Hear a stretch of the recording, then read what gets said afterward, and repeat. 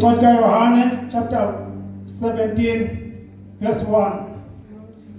Akuba eshilo uYesu wakhangela phezulu wathi, bawulifikile ngoku ixesha, mnike iwonga unyana wakho,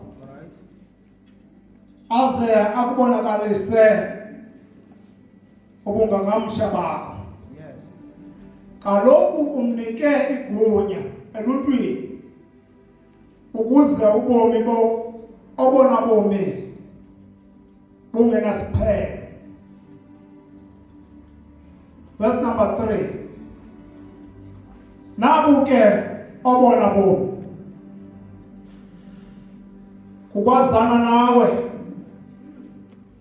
wena Thixo unguye, ingabe uphi.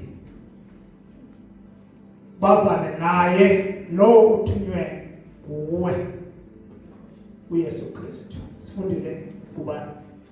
John chapter 17 verse 1. Incwadi ngokukaJohane chapter 17 verse 1. uJesu wakhuluma lokho wayesephakamisela amehlo akhe ezulwini wathi, Baba, isikhathi sesifikile. Khazimulisa indodana yakho ukuze indodana yakho ikhazimulise wena. Verse 2.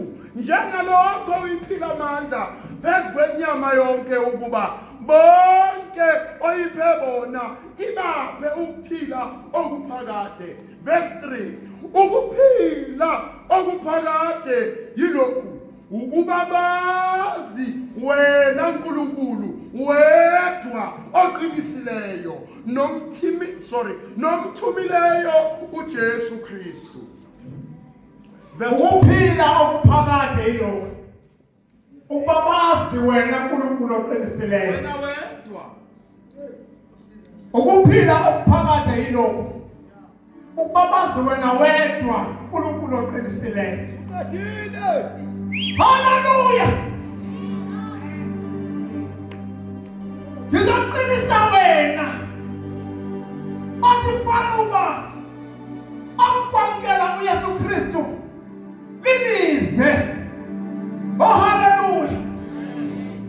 Uthi uJesu ukuphila okuphakade yilokhu, ukuba bazi wena wedwa Nkulunkulu oqinisileyo, bazi naye lowo mthumileyo uYesu Kristu indodana yakhe.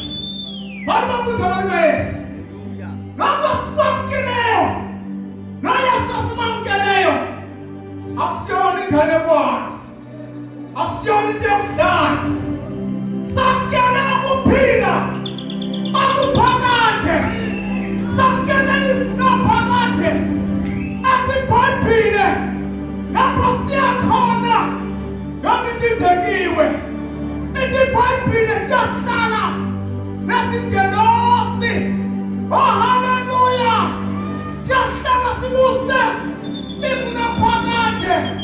Isibhayibhile sasekelwa kwasemaphakadeni, sasekelwa kumhlaba ungenabikho. Oh haleluya. Ukuphila okuphakade yilokhu, ukuba bazi wena wedwa, wena wedwa. Oh haleluya. Nkulunkulu oqinisileyo, kanye unyana kaThixo omthumileyo.